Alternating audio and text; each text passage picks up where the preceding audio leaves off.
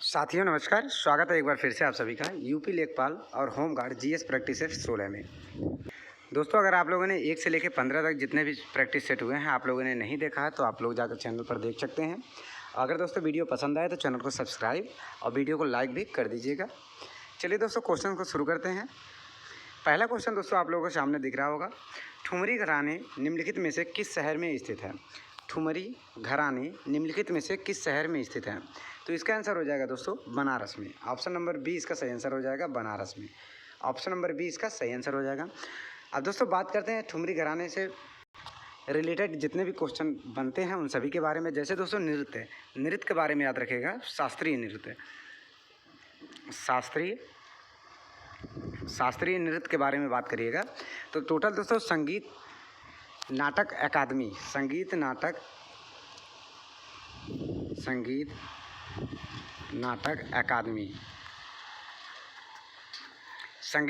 अकादमी दोस्तों इसको मान्यता प्राप्त देती है, मान्यता प्रदान करती है। और टोटल दोस्तों कितने शास्त्रीय नृत्य हैं? तो टोटल हो जाएगा दोस्तों 8 प्रकार के शास्त्रीय नृत्य हैं। इसको दोस्तों याद रखिएगा। अब वो 8 कौन कौन से हैं उन सभी के बारे में पूर्ण रूप से डिटेल में बात करते हैं। देखिएगा पहला कौन है? तो दोस्तों पहला है दोस्तों भरतनाट्यम। पहला याद रखिए दोस्तों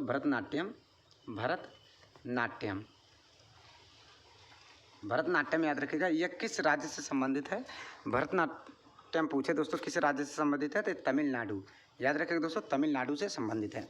दूसरे नंबर याद रखिएगा दोस्तों कथक दोस्तों बहुत इंपॉर्टेंट है। कथक याद रखिएगा, कथक इंपॉर्टेंट है दोस्तों, याद रखिएगा। कथक का दूसरा नंबर यह कहाँ पर देखने को मिलता है? तो ये उत्तर भारत, स्पेशली दोस्तों उत्तर भारत या फिर उत्तर प्रदेश। याद रखिएगा दोस्तों उत्तर भारत या फिर उत्तर प्रदेश याद रखिएगा। तीसरा नंबर याद रखिएगा दोस्तों कथकली। तीसरा नंबर याद रखिएगा दोस्तों कथकली याद रखिएगा। कथकली याद रखिएगा। कथकली कहाँ पर देखने को मिलता है दोस्तों? केरल में दोस्तों एक और शास्त्रीय नृत्य देखने को मिलता है। तो चौथे नंबर याद रखिएगा दोस्तों मोहिनी अट्टम याद रखिएगा। मोहिनी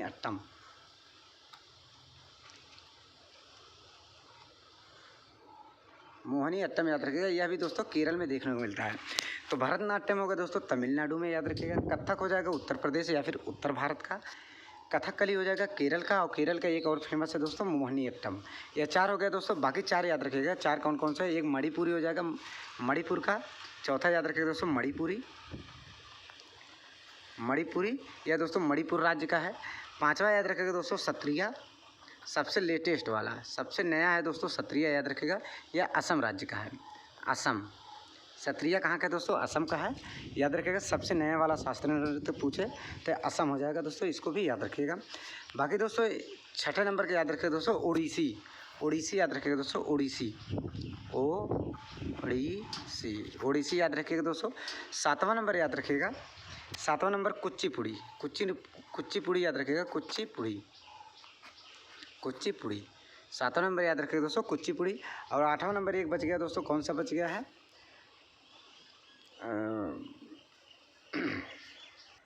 7वां सॉरी हो तो गया सभी। देखिएगा पहला हो गया भरतनाट्यम, या नंबरिंग में गलत हो गया। पहला हो गया भरतनाट्यम याद रखिएगा। पहला भरतनाट्यम याद रखिएगा, पहला भरतनाट्यम।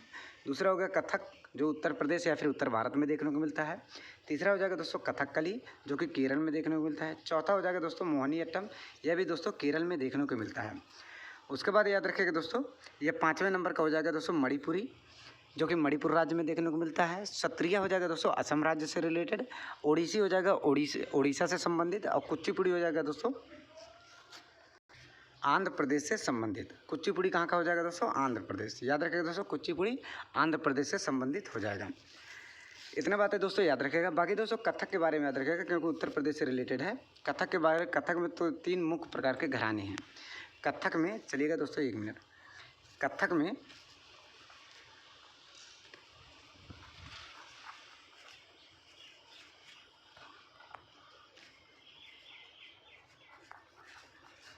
में दोस्तों 3 प्रकार के घराने देखने को मिलता है। 3 घराने कौन कौन से हैं? तो ये 3 घराने दोस्तों याद रखिएगा। पहला नंबर घराना कौन सा है? 3 घराना याद रखिएगा। पहला नंबर का घराना जयपुर घराना, पहला नंबर दोस्तों जयपुर घराना। और दूसरा नंबर हो जाएगा दोस्तों लखनऊ घराना। लखनऊ। और तीसरा नंबर हो जाएगा दोस्तों, तीसरा नंबर हो जाएगा वाराणसी। वाराणसी याद रखिए दोस्तों, वाराणसी। तीसरा नंबर हो जाएगा वाराणसी। ये तीनों घराने याद रखिएगा, कथक से रिलेटेड। अब कथक कहाँ पर देखने को मिलता है? स्पेशली उत्तर प्रदेश में या फिर उत्तर भारत में देखने को मिलता है। इतना बातें दोस्तों याद रखिएगा। और ठुमरी घराने याद रखिएगा दोस्तों, बनारस और उत्तर प्रदेश देखने को, बनारस और लखनऊ में देखने को मिलता है ठुमरी घराने। चलिएगा दोस्तों आगे बढ़ते हैं दोस्तों। देखिए यहाँ पर दिया गया है दोस्तों, ठुमरी की उत्पत्ति उत्तर प्रदेश के मुख्यतः बनारस और लखनऊ घराने से है। लगभग 18वीं शताब्दी में हुई है। ठुमरी के 3 प्रमुख घराने हैं, बनारस, लखनऊ और दोस्तों पटियाला। ये ठुमरी के हैं। बाकी कथक के याद रखिएगा, कथक के 3 घराने हैं। वो कथक के तीनों कौन कौन से हैं ऊपर हमने डिस्कस किया है, जैसे जयपुर हो गया, लखनऊ होगा, वाराणसी हो गया, ये कथक के हो गए। बाकी ठुमरी गान से संबंधित दोस्तों कलाकारों के याद रखिएगा, गिरजा देवी, बेगम अख्तर, शोभा गुरटू, रसूलन बाई या सिद्धेश्वरी देवी शामिल है इसमें, ठुमरी गान से संबंधित कलाकार। इतना बातें दोस्तों याद रखिएगा। बाकी आगे बढ़ते हैं अगले क्वेश्चन पर। अगला क्वेश्चन दोस्तों ये रहा, मौर्य सम्राट अशोक महान का कौन सा अभिलेख कर्नाटक में नहीं मिलता है? मौर्य सम्राट का महान अशोक महान का कौन सा अभिलेख कर्नाटक से नहीं मिला है? तो दोस्तों अभिलेखों की बात करें तो अशोक के अभिलेखों की टोटल संख्या कितनी है? टोटल संख्या की बात करें, टोटल संख्या हो जाएगा दोस्तों 14। याद रखें दोस्तों, टोटल संख्या की बात हो जाएगा 14। अब सबसे ज़्यादा अभिलेख कहाँ पर देखने को मिलते हैं? सबसे ज़्यादा अभिलेख कहाँ पर देखने को मिलते हैं? तो उत्तर प्रदेश। याद रखिएगा दोस्तों, उत्तर प्रदेश। टोटल संख्या है दोस्तों 7 है टोटल संख्या, इसको याद रखिएगा। अब बोला गया दोस्तों कर्नाटक से इनमें से कौन सा नहीं मिला है? तो याद रखिएगा, कर्नाटक में दोस्तों मास्की अभिलेख देखने को मिलता है, कर्नाटक में उदय गोलन अभिलेख देखने को मिलता है, और कर्नाटक में दोस्तों निटूर अभिलेख देखने को मिलता है। तो इसका आंसर हो जाएगा दोस्तों, याद रखिएगा, इसका आंसर हो जाएगा ऑप्शन नंबर ए, गुर्जरा अभिलेख। ऑप्शन नंबर ए सही आंसर हो जाएगा दोस्तों, गुर्जरा अभिलेख। अब दोस्तों गुर्जरा अभिलेख किस राज्य में देखने को मिलता है उसके बारे में बात करते हैं। तो गुर्जरा अभिलेख याद रखिएगा दोस्तों 14 अभिलेखों की संख्या में से एक है। तो ये कहाँ पर देखने को मिलता है दोस्तों? मध्य प्रदेश राज्य में। मध्य प्रदेश भी दोस्तों अपने आप में बहुत फेमस है। इसके बारे में दोस्तों कई बार क्वेश्चन एग्जाम में पूछा जाता है। जैसे पूछा जाता है तो पन्ना हीरे की खान किस राज्य में देखने को मिलता है? तो पन्ना दोस्तों एक ज़िला है मध्य प्रदेश का, तो इसका आंसर हो जाएगा मध्य प्रदेश राज्य में। मध्य प्रदेश राज्य में दोस्तों वनों की संख्या सबसे ज़्यादा है, इसको भी याद रखिएगा। मध्य प्रदेश से रिलेटेड और क्वेश्चन याद रखिएगा, जैसे सबसे ज़्यादा टाइगर रिजर्व और बायो रिजर्व कहाँ पर है? मध्य प्रदेश में, इसको भी याद रखिएगा। और मध्य प्रदेश में दोस्तों भोपाल गैस त्रासदी हुआ था 1984 ईस्वी में, इसको भी याद रखिएगा। भोपाल गैस कांड जो हुआ था, त्रासदी हुआ था 1984 ईस्वी में, यह मध्य प्रदेश राज्य में ही हुआ था। मध्य प्रदेश की राजधानी भोपाल में हुआ था 1984 ईस्वी में, इसको भी दोस्तों याद रखिएगा, 1984 ईस्वी में। इसमें दोस्तों पूछा जाता है कौन से गैस का रिसाव हुआ था? तो मिसाइल आइसोसाइनाइड, याद रखिएगा दोस्तों, मिसाइल आइसोसाइनाइड। इतना दोस्तों बातें याद रखिएगा। बाकी दोस्तों अशोक के शिलालेख टोटल 14 हैं, सबसे ज़्यादा उत्तर प्रदेश राज्य में देखने को मिलता है। कुछ और बातें दोस्तों अशोक से संबंधित याद रखिएगा, जैसे दोस्तों इसके अभिलेखों में दोस्तों भाषा कौन सी देखने को मिलती है? तो भाषा की बात करें दोस्तों तो भाषा हो जाएगा प्राकृत भाषा। और लिपि की बात करें दोस्तों तो लिपि की बात करें तो लिपि हो जाएगा ब्राह्मी लिपि, याद रखिएगा। भाषा हो जाएगा दोस्तों प्राकृत भाषा, लिपि हो जाएगा ब्राह्मी लिपि। लेकिन दोस्तों याद रखिएगा दोस्तों शहबाजगढ़ी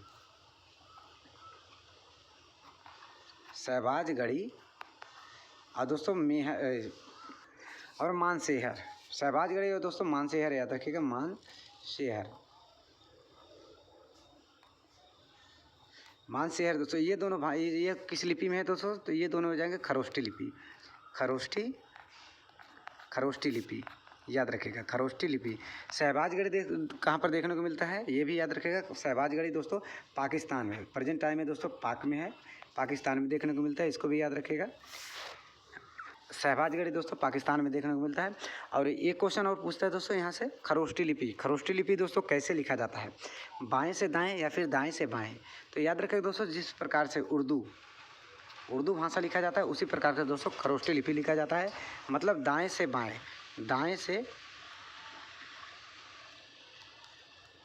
दाएं से बाएं, दाएं से बाएं याद रखेगा। खरोष्टी लिपि दाएं से बाएं लिखा जाता है, इसको भी याद रखेगा। बाकी अशोक के अभिलेख मोस्टली देखने को मिलते हैं प्राकृत भाषा में, और लिपि की बात करें दोस्तों ब्राह्मी लिपि में। तो इसका आंसर हो जाएगा दोस्तों गुर्जरा अभिलेख, जो कि दोस्तों मध्य प्रदेश राज्य में देखने को मिलता है। चलिएगा दोस्तों आगे बढ़ते हैं आगे अगले क्वेश्चन पर। बाकी इसके बारे में यहाँ पर दिया भी गया, देखिएगा। मौर्य सम्राट अशोक महान ने अपने नाम के अनेक अभिलेख उत्कृष्ट करवाए थे, जिसमें दोस्तों गुर्जरा अभिलेख कहाँ पर देखने को मिलता है? मध्य प्रदेश राज्य में।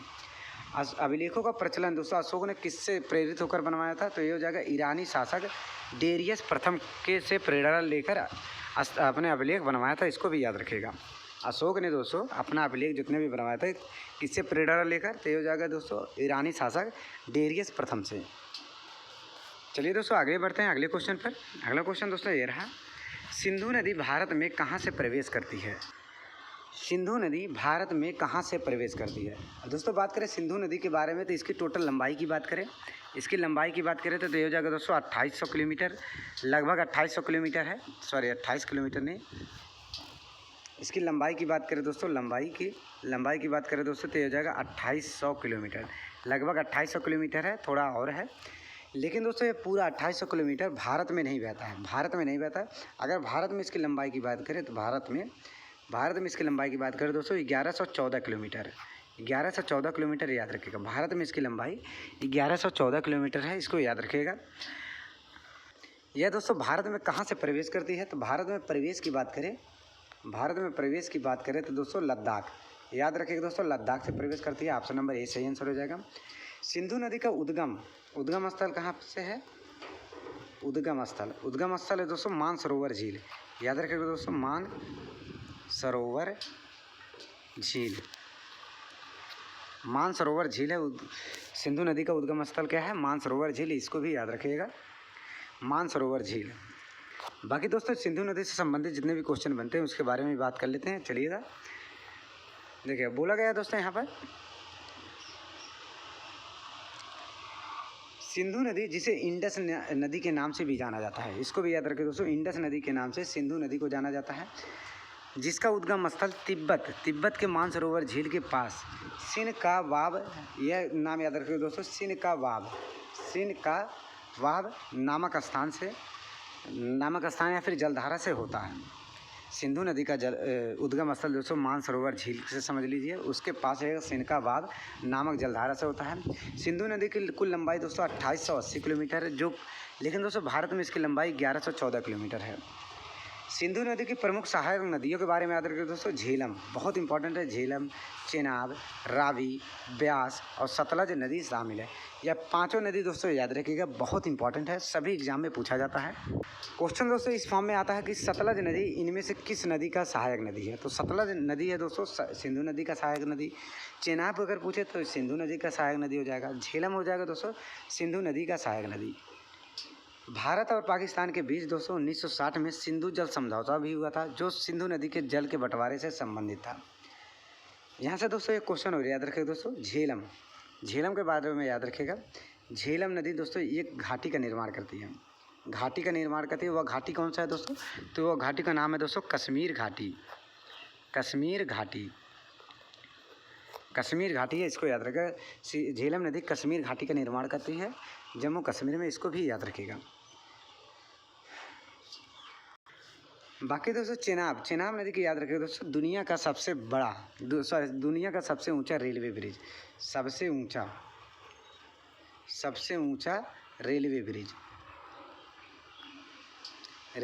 दोस्तों चेनाब नदी पर है, इसको भी याद रखिएगा। दुनिया का सबसे ऊंचा रेलवे ब्रिज चेनाब नदी पर है, इसको भी याद रखिएगा। चलिए आगे बढ़ते हैं दोस्तों अगले क्वेश्चन पर। अगला क्वेश्चन दोस्तों ये रहा। क्वेश्चन दोस्तों यह भी बहुत इंपॉर्टेंट है। क्वेश्चन है, रविंद्रनाथ टैगोर ने अपने नाइटहुड की उपाधि किस कारण त्याग दी थी? बहुत ही इंपॉर्टेंट क्वेश्चन है दोस्तों, वेरी वेरी इंपॉर्टेंट क्वेश्चन। बोला गया है रविंद्रनाथ टैगोर ने अपनी नाइटहुड की उपाधि किस कारण त्याग दी थी? पहले दोस्तों याद रखिएगा दोस्तों, नाइटहुड की उपाधि किसको मिला था? तो रविंद्रनाथ टैगोर को ही मिला था, इसको भी याद रखिएगा। अब किस कारण इन्होंने दोस्तों अपनी उपाधि त्याग दी थी? ये याद हो जाएगा दोस्तों, जलियांवाला बाग की दुखद घटना के कारण। ऑप्शन नंबर ए इसका सही आंसर हो जाएगा। जलियांवाला बाग की दुखद घटना के कारण, जलियांवाला बाग के दुखद घटना के कारण उन्होंने अपनी नाइटहुड की उपाधि त्याग दिया था। इसी घटना के कारण दोस्तों केसर हिंद, केसर ए हिंद, केसर हिंद की उपाधि गांधी जी ने भी त्याग दिया था। केसर हिंद की उपाधि दोस्तों त्याग दिया था, इसको भी याद रखेगा, त्याग दिया था। गांधी जी ने भी अपनी केसरी हिंद की उपाधि त्याग दिया था, इसको भी याद रखेगा। जलियांवाला बाग हत्याकांड कब होता है दोस्तों, इसको भी याद रखेगा। यह होता है जलियांवाला बाग हत्याकांड 13 अप्रैल 1919 ईस्वी को, 13 अप्रैल 1919 ईस्वी को। इसमें दोस्तों निहत्ते लोगों पर, निहत्ते भारतीय लोगों पर जो प्रदर्शन कर रहे थे उनके ऊपर दोस्तों जनरल डायर ने याद रखें दोस्तों, जनरल डायर ने दोस्तों गोलियां चलवा दिया था। निहत्ते लोगों पर जनरल डायर ने दोस्तों गोलियां चलवा दिया था, इसको भी याद रखिएगा। बाकी जलियांवाला बाग हत्याकांड कब होता है तो 13 अप्रैल 1919 को होता है, इसको भी याद रखिएगा। जलियांवाला बाग हत्याकांड के कारण दोस्तों रविंद्रनाथ टैगोर जी ने अपनी नाइटहुड की उपाधि त्याग दी थी और गांधी जी ने दोस्तों अपनी केसरी हिंद की उपाधि त्याग दिया था। बाकी दोस्तों चौरी चौरा कांड याद रखिएगा। चौरी चौरा कांड दोस्तों कहाँ पर होता है तो उत्तर प्रदेश के गोरखपुर प्रांत में होता है। गोरखपुर प्रांत में होता है चौरी चौरा कांड, इसको भी याद रखिएगा। बाकी कुछ दोस्तों कुछ और जानकारी लेते हैं जलियांवाला बाग हत्याकांड के बारे में। देखिएगा बोला गया है यहाँ पर 13 अप्रैल 1919 को एक निहत्ती भीड़ अपने लोकप्रिय नेताओं सैफुद्दीन किचलू, याद रखें दोस्तों बहुत इंपॉर्टेंट है, सैफुद्दीन किचलू और डॉक्टर सत्यपाल की गिरफ्तारी का विरोध करने हेतु जलियांवाला बाग में एकत्रित हुई थी। याद रखें दोस्तों सैफुद्दीन किचलू और डॉक्टर सत्यपाल की गिरफ्तारी के कारण उनका विरोध प्रदर्शन कर रहे थे जलियांवाला बाग में, जो कि 13 अप्रैल 1919 को होता है। इसमें जनरल डायर ने बाग को घेर कर अपने फौजियों को निहत्ती भीड़ पर गोली चलाने का आदेश दे दिया था। इस घटना के कारण मानवतावादी रचनाकार रविंद्रनाथ टैगोर ने विरोध स्वरूप अपनी नाइटहुड की उपाधि त्याग दी थी और इसी में केसरी हिंद की उपाधि गांधी जी ने भी त्याग दिया था, इसको भी याद रखिएगा। चलिए आगे बढ़ते हैं दोस्तों अगले क्वेश्चन पर। अगला क्वेश्चन ये रहा, देखिए दोस्तों अगला क्वेश्चन भी बहुत इंपॉर्टेंट है, वेरी इंपॉर्टेंट क्वेश्चन है दोस्तों। सुभाष चंद्र बोस जी ने 1939 ईस्वी में किस संस्था की स्थापना किया था। बहुत ही इंपॉर्टेंट है, very important question. Subhash Chandra Bose ji ने 1939 ईस्वी में किस संस्था की स्थापना की थी। तो सुभाष चंद्र बोस की याद रखेगा दोस्तों, तो इन्होंने किया था फॉरवर्ड ब्लॉक की स्थापना। ऑप्शन नंबर सी इसका सही आंसर हो जाएगा, फॉरवर्ड ब्लॉक की स्थापना। ऑप्शन नंबर सी इसका सही आंसर हो जाएगा। यहाँ से दोस्तों कुछ क्वेश्चन और याद रखेगा, जैसे बोला गया सर्वेंट, ऑप्शन नंबर ए देखिएगा, सर्वेंट ऑफ इंडिया सोसाइटी के संस्थापक कौन से, तो ये हो जाएंगे दोस्तों गोपाल कृष्ण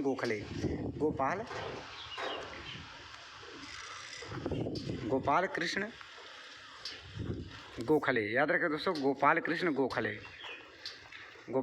गोखले हो जाएंगे। खुदाई खिदमतगार याद रखें दोस्तों, इस संस्था के संस्थापक कौन थे। इस संस्था के संस्थापक दोस्तों खान अब्दुल गफ्फार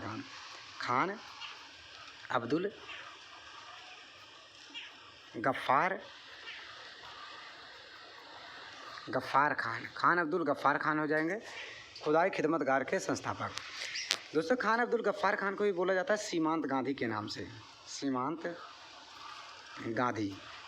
गांधी के नाम से जाना जाता है दोस्तों खान अब्दुल गफ्फार खान को, इसको भी याद रखिएगा। बाकी दोस्तों बोला गया सर्वेंट ऑफ इंडिया सोसाइटी की स्थापना किसने किया था, तो गोपाल कृष्ण गोखले ने। कब किया था दोस्तों, तो 1905 ईस्वी में। 1905 ईस्वी में, इसको भी याद रखेगा। 1905 ईस्वी में गोपाल कृष्ण गोखले ने 1905 ईस्वी में किया था। फॉरवर्ड ब्लॉक की स्थापना होती है 1939 ईस्वी में, इसको भी याद रखेगा। और खान अब्दुल गफ्फार खान को दोस्तों सीमांत गांधी के नाम से जाना जाता है और खुदाई खिदमतगार की दोस्तों इन्होंने स्थापना किया था।